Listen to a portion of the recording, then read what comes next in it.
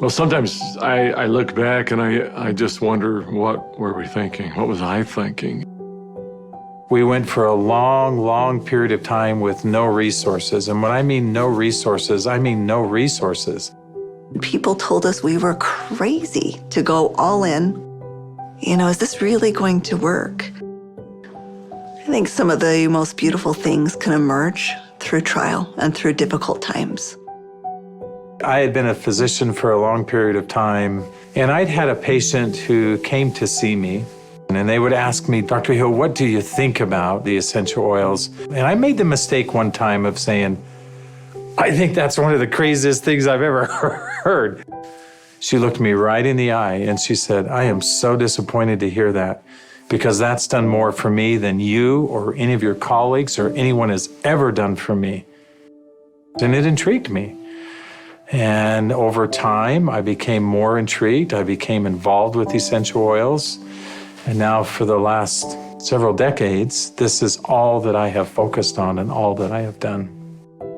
I remember when I first came into the essential oil industry, I thought they were voodoo oils. I thought they were really, really strange. It wasn't long before I started using oils on my kids, and I was amazed at what I was able to do and how it empowered me as a mom to take charge of my family's healthcare. So I was a huge skeptic. Parents were educators. My father was a professor of physics. So I just wasn't raised with anything but allopathic Western medicine. I learned over the years how effective they were and can be, especially if they're pure. After working 10 years in the essential oil industry, I found myself leaving for integrity purposes, because I knew that essential oils had to be pure. The desire of my heart was just to go home and raise my children. And I hadn't been home very long before my husband came to me and said, there's something more you're supposed to do. And as he said this to me, I actually was very angry with him, because my heart said, I want to be home with my kids. And he said, sweetheart, you're not listening. There is something you're supposed to do with Dave and Dr. Hill with these oils. And I said, what do you mean, these oils? I've tried all the essential oils out there. There's nothing that meets the quality standards our family needs to use for our health care. And he smiled at me and he said, I know. You're supposed to find them. Stop thinking with your head and start thinking with your heart. And it was in that moment that I knew. It all came together, and I had such a grand vision of going out and finding the world's most pure, most potent essential oils and educating mothers like me how to take charge of their health care. So it was in that moment, before fear took over, that I picked up the phone and I called Dave. And Emily Wright called me at the time and just said, what if we could go out and source the most pure essential oils on the planet and bring them to the world in a mainstream fashion? And he got really emotional. And Dave doesn't get emotional. And actually it was that right then and there, that was the genesis for me. And I just kind of felt strongly like, yeah, we're gonna start a company. So I hung up the phone with Dave, I picked up the phone and I called Dr. Hill. And as I called him, I still remember he kind of giggled. And I said, Doc, this isn't funny. I'm serious about this. What if we could go out and find these pure oils like we've always wanted to do? And what if we could educate people to really understand the power behind these oils? And he said, no, Emily, I'm not laughing because I think your idea is crazy. I'm laughing because I was just getting ready to call you and ask you the very same question. It started with an initial little small meeting in an Italian restaurant in the far corner, and we met for 5.5 hours until they finally kicked us out of the restaurant because we weren't buying food anymore. And we just started to dream. We would meet anywhere we could find some space to meet. And it was in some strange places. Of course, the basement of the Normal Library was one. We got too rambunctious and they finally kicked us out of the library. Sometimes it was in the basement of our homes. I remember not telling my kids, that I was unemployed and starting a new thing, but the dad was working on a project in the basement. As I did the business plan, I started to realize that this was going to be big. I just knew that with such a good team and product that had changed our lives, we felt like this was going to be significant. So as we began in the spring of 2008, that's when we had a massive falling out with the housing market in the United States. And there was a lot of panic and a lot of fear. We looked at starting this company. The first thing you think is, I got to raise money. I've got to get capital. And we set out to do that initially. And actually ended up, the four of us, back in New York City, visiting with some very high-profile people. And as we gathered together that next morning at that conference table, and we've got, all of these Manhattan-style managers that are meeting with us, and they quizzed us for hours. Finally, at the end of the day, they looked at us and they said, "We believe that your business model is going to work. We believe that you will be successful, and we want to fund your venture. We'll give you $5 million. And we all, of course, felt extremely elated. They were willing to fund the company, but of course they were interested in 51% and control. And I just remember the feeling we had as we walked away from that conference table. And the four of us found ourselves in front of the Statue of Liberty. And I remember looking across the water. Almost as if on cue, as I recall, we all just grew somewhat silent.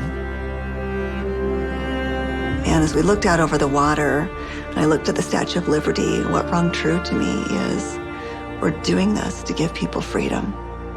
And if we take their money, we can't make people free.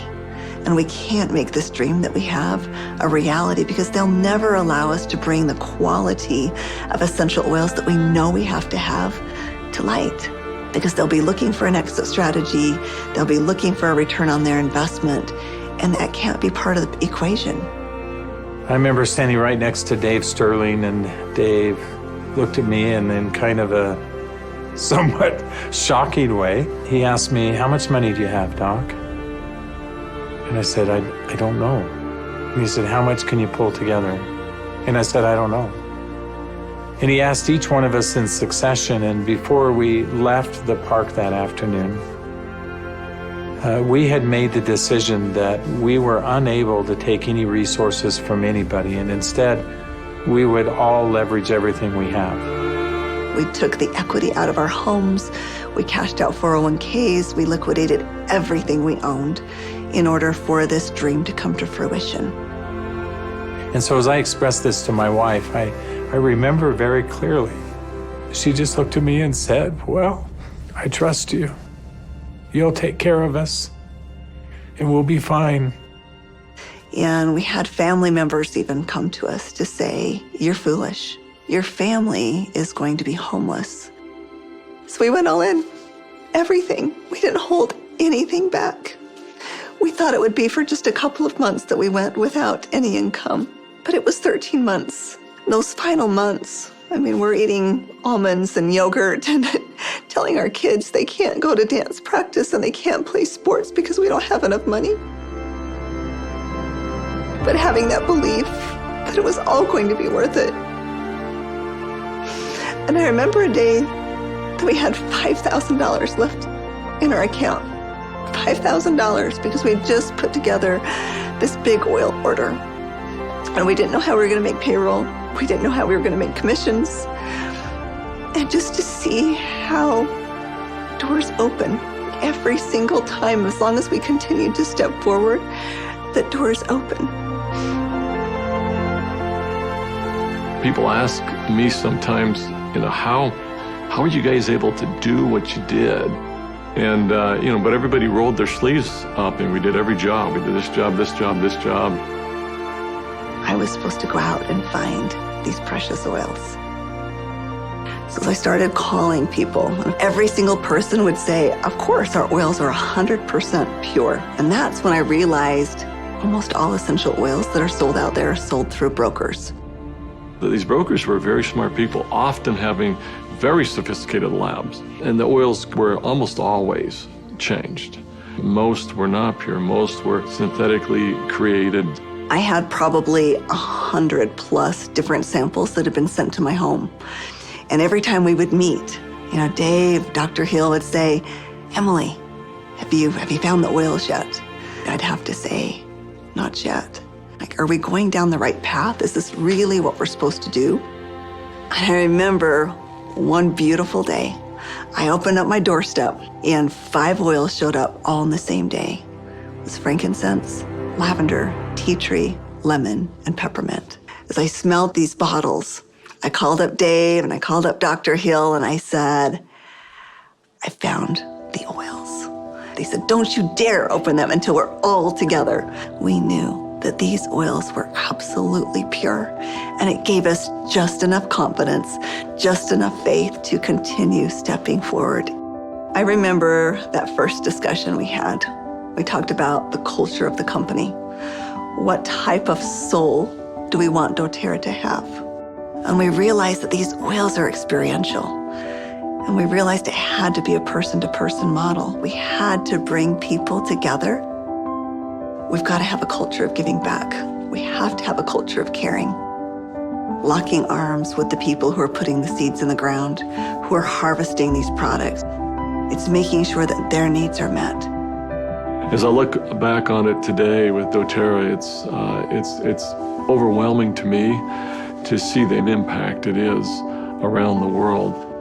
There's a lot of sacrifice, but again, those are days we look back on, with some pride. Sacrifice is a really important piece in setting the foundation. Today, we've empowered nearly 8 million families all around the globe. We're now filling 315,000 bottles of oil every single day. And just to think about it on that scale just warms my heart, knowing that every single bottle is changing somebody's life on both sides of the bottle. I think this work has such purpose. It's like, how can we stop? We have single-handedly changed the acceptance of essential oils in science and in medicine. We are so committed to this work. We are so humbled to be stewards of what nature has created so perfectly for us. And we're so grateful for all of our amazing employees, for all of our amazing wellness advocates, for all of our amazing customers all around the world. We haven't changed in our mission. We haven't changed in our purpose. We're still true to those things that very early on were important. If doing the right thing was important then, doing the right thing is important now. If helping and giving service to other people was important then, it's important now. If sourcing oils differently and doing what had not been done before was important then, it's important now. We feel like, as crazy as it sounds, we're still just beginning.